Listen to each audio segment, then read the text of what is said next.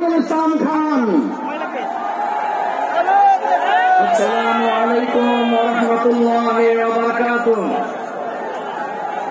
বাংলাদেশ জামাত ইসলামীর উদ্যোগে 7 দফা দাবি আদায়ের লক্ষ্যে আয়োজিত আজকের এই বিশাল জনসমুদ্রের মাননীয় সভাপতি বাংলাদেশ জামাত ইসলামীর সংগ্রামী আমিরে জামাত, জনতার নেতা, সংগ্রামী জননেতা জনাব ডাক্তার শফিকুর রহমান, জাতীয় নেতৃবৃন্দ, ওলামায়ে কেরাম, সাংবাদিক বন্ধুগণ, 28 অক্টোবর পল্টনে গণহত্যা চালিয়েছে।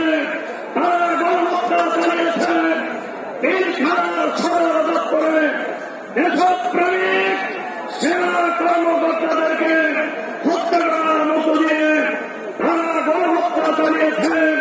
শাপলা চত্বরে 2013 সালে 5ই মে আলেম ওলামাকে নির্বিচারে গণহত্যা চালিয়ে হত্যা করা হয়েছে।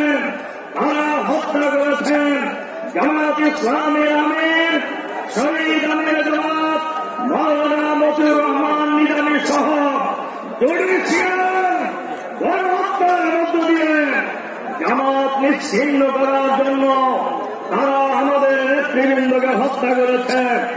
সর্বশেষ জুলাই বিপ্লবে হাজার হাজার মানুষকে হত্যা করেছে।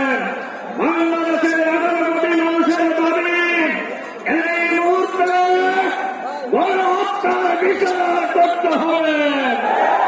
এখানে কোন তামাশা বাংলাদেশের জনগণ মেনে নেবে না। এখন পর্যন্ত 1 বছর চলে গিয়েছে, কোন বিচারে দৃশ্যমান হয় নাই। নির্বাচনের পূর্বে বিচার কার্য শেষ করতে হবে।